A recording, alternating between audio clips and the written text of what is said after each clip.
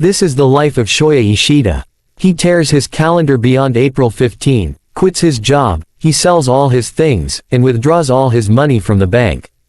On exactly April 15, he places his money beside her sleeping mom and then heads out to the bridge. We all know what he is up to as he climbs the railing. Flashback a few years ago. This is the carefree young Shoya Ishida. A mischievous boy who causes all sorts of trouble with his friends, Ueno and Shimada. They are famous in middle school for all the troubles they caused. One day, a female transferee arrived, Nishimiya Shoko. Instead of speaking and introducing herself, she took out a notebook from her bag. Written in it says that she is deaf, and would communicate with them using the notebook. Everyone was excited to meet her, especially the delinquents, who have a new target for bullying. Some of them immediately started teasing her, taking advantage of her deafness. Despite that, Nishimiya tries her best to blend in. However, the bullying did not stop. Ishida, particularly, leads the bullying. He, along with others, taunts and mocks her often. One day, a volunteer from the sign language club arrives at the class, to help teach the other students sign language so that they can communicate effectively with Nishimiya. However, all of them doesn't care, and is not interested, except for Sahara, who decides to volunteer and help Nishimiya. The two soon became friends. But eventually, other students started bullying Sahara as well. And she is not able to stand the bullying, so she left school, abandoning Nishimiya. With Sahara gone, Nishimiya is all alone again. So she tries to make friends with Ishida. She repeatedly asks him to be her friend through sign language. But Ishida thinks she is creepy, since he doesn't understand any sign language. Then, he throws dirt on her face and runs away. Nishimiya really wants to blend with the class, so she thought that wearing hearing aids would solve her problems. However, the opposite happens. As Ueno and Ishida start taking away her hearing aids, and throwing them away one by one. And this happens every day. There was a time when Ishida forced her hearing aids off her, and her ears started bleeding. That same day, Nishimiya's mom complained to school, as her daughter lost 8 hearing aids in just a month. Hearing aids are expensive, but Nishimiya would not tell who did those to her. The teachers immediately knew it was Ishida. Although all students had also been part of the bullying, they claimed innocence, and put all the blame to Ishida. He protested that everyone is involved, but he is one against many. When he returned home, the principal had already informed her mom about his mischief. She immediately drags Ishida to meet Nishimiya and her mom. She apologizes to them and gives all the money she had worked hard to save, to compensate for the hearing aids. On their way back, Ishida notices the tear on his mother's ears. She had torn off her earrings to compensate for the hearing aids he had broken. He felt terrible seeing his mom suffer because of the wrong things he did. That day onwards, Ishida is a subject of bullying alongside Nishimiya. Everyone turned against him in an instant. He gets to experience the suffering that Nishimiya has gone through because of him. However, Nishimiya still wants to be his friend and tries her best to protect him, going as far as cleaning his desk of all the mean comments. One day, Ishida notices her clearing his desk, and starts venting his suppressed anger onto her. The two get into a serious fight. The next day, Nishimiya leaves school. As time passes, Ishida begins to realize the wrong things he did to Nishimiya. He bullied her just because she is deaf. He started feeling so guilty that he couldn't look at other people's eyes. He felt so terrible, that he thinks he does not deserve to live for all the wrong he has done. Today, he decides to end his life. But as he steps on the pedestal, he stops. He doesn't know why, but he suddenly doesn't want to jump.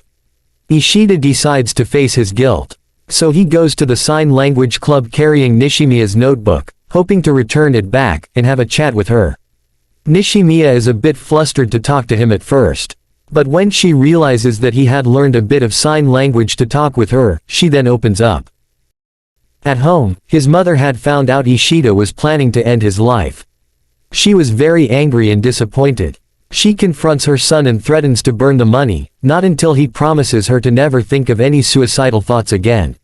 Ishida promises, but she accidentally burns the money anyway. What the hell? After that day, Ishida kept his promise to his mother and decided to live on. No matter how difficult his life has become. The next day, Ishida contemplates whether to visit Nishimiya after school. On his way, he sees a chubby kid being bullied by a guy. The guy was practically forcing him to lend him his bike. Surprisingly, Ishida came to the rescue. So he goes and offers the bully his bike instead. And the bully runs off with it. Just then, he notices a bread coupon lying on the floor. So he arrives at the sign language club with a bread loaf, but is stopped at the door by a little middle schooler, who introduces himself as Nishimiya's boyfriend. He warns him to stay away from her, and slams the door on his face. A disappointed Ishida is walking home, when he encounters the guy he saved earlier. He had brought the bike which the bully had stolen away. And with that act, the X on his face fades. The boy introduces himself as Tomohiro Nagatsuka. He is actually sitting right before Ishida in class, although he is not aware since he ignores everyone. And just like that, the two guys became friends. Ishida visits Nishimiya again together with Tomohiro, who holds down the boy claiming to be Nishimiya's boyfriend. As Ishida and Nishimiya talk at the pool below, the two boys are watching them from above. Nishimiya begins opening the notebook when Ishida remembers the profanities which the bullies wrote in it. So he quickly snatches it away, but it falls into the pond below. Both of them jump to save the notebook. This time, boy takes a photo from above. He uploaded it on the internet to frame and cause trouble for Ishida.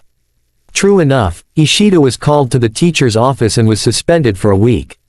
One time, he finds the same boy in the playground. Ishida found out that he was the one who spread those pictures to frame him. However, he is not mad at all. Instead, he takes the boy home and feeds him. While he walks the boy home, he tells Ishida that he knew the bad things he had done to Nishimiya in the past. Ishida apologizes, and tells him that he wants to compensate for all his wrongdoings. The boy smiles and then reveals he was actually a girl, and her name is Yuzuru. She is Nishimiya's younger sister. She had run away from home because she was scolded badly for spreading the picture, and getting Ishida in trouble. Yuzuru starts to see Ishida's sincerity, and she has finally forgiven him. Over the next few weeks, Yuzuru helps bring Nishimiya and Ishida closer. Ishida also tries his best to make amends for his mistakes, and reunites Nishimiya with Sahara, whom she had wanted to meet for such a long time. Sahara immediately apologizes for leaving Nishimiya back when they were in elementary school. Nishimiya understands her situation, and the two become friends again. Some days later, the group of friends go to the amusement park to enjoy the day. It was the first time in years that Ishida felt this happy. In the next few days, however, everything crumbles. Nishimiya's grandmother passed away, and Nishimiya was unable to accept this as she loves her grandma so much. On the day of the fireworks festival, while the rest are enjoying the fireworks, Nishimiya excuses herself and leaves early. Then, out of nowhere, Yuzuru tells Ishida to get the camera from their house. Ishida goes on to their home and notices Nishimiya climbing on the guardrail. Ishida's eyes widen as he realizes what she is about to do. He quickly rushes to her, and grabs her arm just as she fell. He grabs onto her, and begs God to give him the strength for one more pull in order to save her. With that prayer he gives her one more pull, and manages to save Nishimiya, but he falls from the guardrail instead. Ishida is rushed to the hospital. While he was in critical condition, Ueno takes care of him. She doesn't let Nishimiya anywhere near him, as she blames her for the accident.